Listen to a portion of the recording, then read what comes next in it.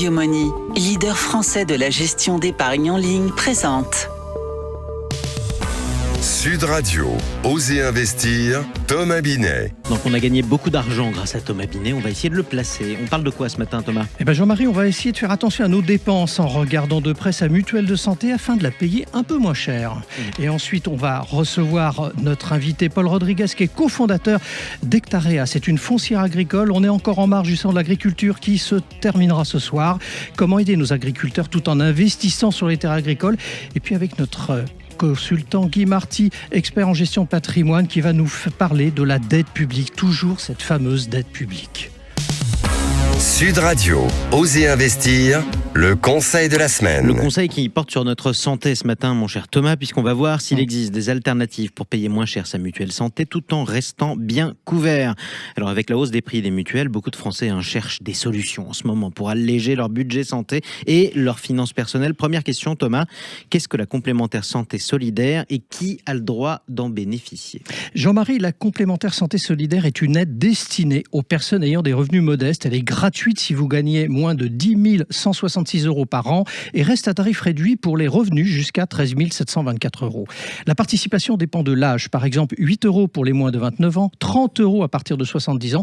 La demande se fait en ligne sur amélie.fr. Oui, sauf qu'il y a certaines personnes qui choisissent de ne pas prendre de mutuelle. Bonne ou mauvaise idée ? C'est risqué. Sans mutuelle, les frais peuvent être très lourds. Par exemple, une couronne dentaire coûte environ 1 600 € avec un reste à charge de 1 400 € sans mutuelle.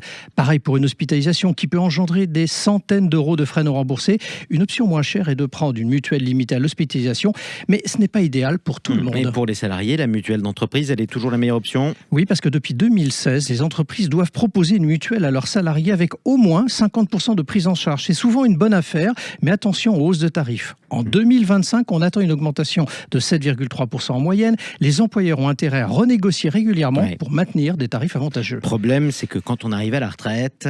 ça s'arrête normalement. En tout cas, sauf si vous maintenez une mutuelle. Et le problème, c'est que vous ne bénéficierez, quoi qu'il en soit, plus des 50% de prise en charge par l'entreprise. Du coup, l'âge aidant, il est nécessaire de garder une mutuelle tout en renégociant bien son tarif. C'est ballot parce que ça arrive au moment de la vie où on a de plus en plus de problèmes de santé, mécaniquement parlant. Allez, tout de suite, on accueille votre invité. Haussmann Executive Search, leader du recrutement sur les métiers de la finance et de l'immobilier, présente Sud Radio, Osez investir, l'invité. Il est encore loin, très loin de la retraite pour sa part. On est avec Paul Rodriguez. Bienvenue sur Sud Radio. Bonjour à tous. Vous êtes le cofondateur de Hectarea. Alors c'est une foncière agricole qui permet aux épargnants d'investir dans les terres agricoles, évidemment comme son nom l'indique. En 2024, Hectarea a collecté plus d'1 million d'euros auprès d'investisseurs avec une communauté en tout de 10 000 membres. Vous êtes une armée. Eh bien vous la représentez auprès de Thomas Binet sur Sud Radio. Paul Rodriguez, le constat est implacable. Aujourd'hui, peu d'agriculteurs ont réellement les moyens d'acheter leurs terres. On croit qu'ils sont tous propriétaires de leurs terres, mais en fait, ce n'est pas forcément le cas. Exactement, en fait, 60% des terres sont déjà en location en France. Il faut savoir qu'un agriculteur, sur son exploitation, il a des terres en location, des terres en propre, des prêts bancaires, et donc il a déjà un panel de solutions pour se financer. Et le fait qu'ils soient plutôt locataires, ça vient du fait qu'ils n'ont pas les moyens d'en être propriétaires par rapport aux générations d'avant ? Oui, effectivement, dans une exploitation agricole, vous devez acheter le matériel, financer les plantations, financer les outils de transformation et aussi acheter le foncier. Et en fait, vous ne pouvez pas investir sur tous les domaines. Ce que vous venez de dire, effectivement, une des solutions, c'est dissocier le foncier de l'exploitation pour permettre aux agriculteurs d'investir exclusivement sur leur exploitation et leur monter en compétences surtout. Parce que ça coûte de l'argent de monter en compétences. Oui, sur ce point-là, soit vous avez beaucoup d'endettement pour acheter votre foncier, soit vous investissez plutôt dans la transformation. Par exemple, vous êtes une laiterie, vous allez faire des yaourts à la ferme, vous allez mieux valoriser votre produit et avoir un meilleur salaire plutôt que de rembourser une dette. Et donc c'est ce choix-là qu'on engage les agriculteurs à faire, à mieux valoriser leurs produits. Et de les orienter vers la transition aussi, parce que c'est un des sujets de l'agriculture de demain. Exactement. La transition est très liée à la filière. C'est-à-dire qu'il y a la transition écologique, oui, mais pas à n'importe quel prix. Il faut vraiment qu'elle soit dans une démarche de filière et de valorisation pour qu'on ait des salaires qui soient plus intéressants côté agriculteur. Alors, vous avez effectivement construit, comme le disait Jean-Marie, une foncière agricole. Ce type d'investissement, ça s'adresse à qui ? Alors, ça s'adresse essentiellement aux investisseurs particuliers. Vous pouvez aussi investir via des sociétés. Et l'investissement est accessible dès 500 €. On a plutôt une moyenne qui se trouve autour de 2 000 €. Et après, des investisseurs qui mettent 20-30 000 € par projet. En fonction effectivement, de leurs envies, de leurs moyens et du temps aussi qu'ils y consacrent. Comment fonctionne votre solution ? Alors, on a une approche très directe. L'objectif, c'est de reconnecter les particuliers avec les agriculteurs sur un produit d'investissement avec un risque contrôlé. Donc l'investissement se fait uniquement sur la terre agricole, on n'est pas sur l'exploitation, on possède comme un bien immobilier uniquement la terre.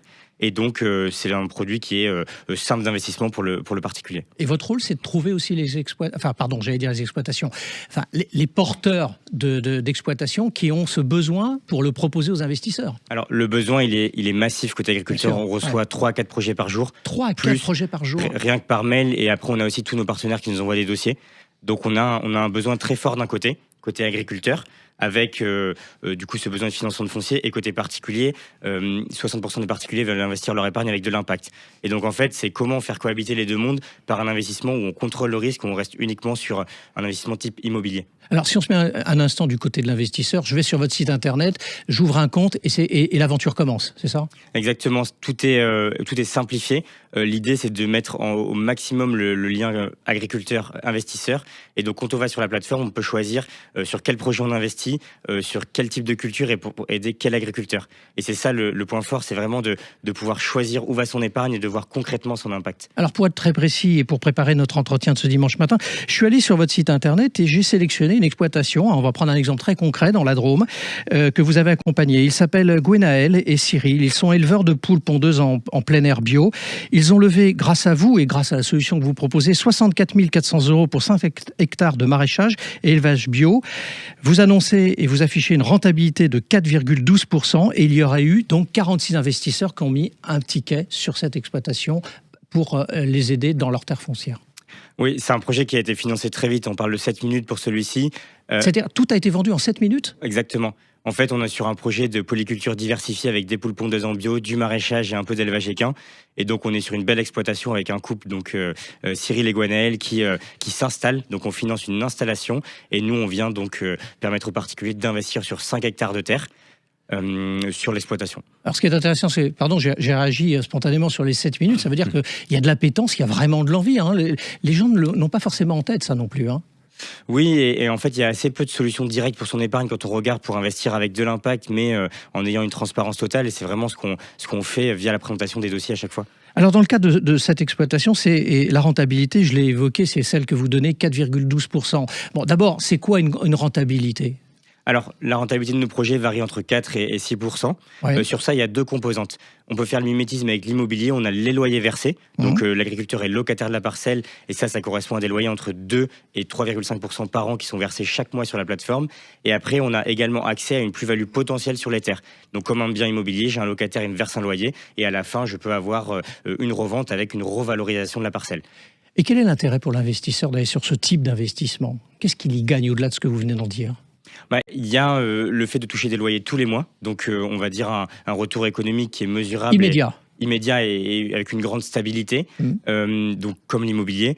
Et ensuite, on a un impact qui est très fort. On finance un agriculteur concrètement dans une région, on soutient une filière agricole. Et c'est aussi une façon de diversifier son enveloppe patrimoniale via de l'investissement dans un actif qui traverse bien les cycles économiques et qui est moins cyclique que peut l'être l'immobilier. Alors, je suis ce type d'investisseur. Je vais rester dans l'exemple. J'ai mis un ticket donc sur les terres de Gwenaël et Cyril. Ce type d'investissement, au bout de combien de temps puis-je en sortir pour que ça ne soit pas inintéressant pour moi ? Alors, je vais continuer le parallèle avec l'immobilier. Oui. L'immobilier, c'est 5-7 ans pour amortir tous les frais de démarrage, donc les frais de notaire, etc.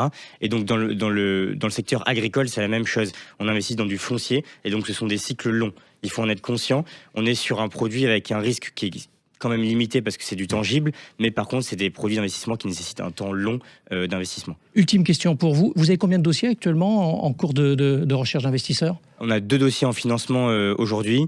Et on a à peu près 2 à 3 dossiers par mois qui sont financés sur la plateforme. Merci à vous. Belle histoire. Merci. En tout cas, merci beaucoup, Paul Rodriguez.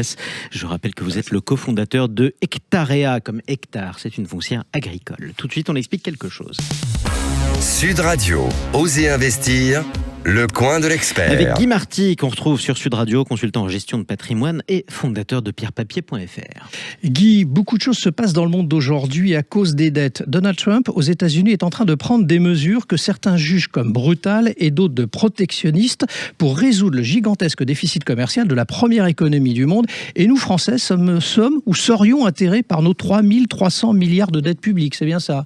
3300. Mais moi, je ne sais pas compter jusque-là. Vous savez où? Il est vrai que c'est un peu difficile à imaginer, mais au moins, ce qu'on peut savoir, c'est que c'est stratosphérique quand même comme montant. Oui, je vais vous donner un indice. Ouais. C'est un professeur d'université, enfin professeur d'économie américain qui a inventé ou qui a eu l'idée de cette méthode qui consiste à comparer les euros, pour nous, et les secondes. Alors, 1 million d'euros, 1 million de secondes, ça fait 12 jours. Oui. On se souvient à peu près. 1 milliard d'euros, 1 milliard de secondes, ça fait 32 ans. Oui, ça fait beaucoup. C'était une autre époque.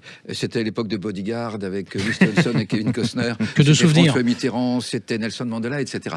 Mais maintenant, 1000 milliards de secondes, 1000 milliards d'euros.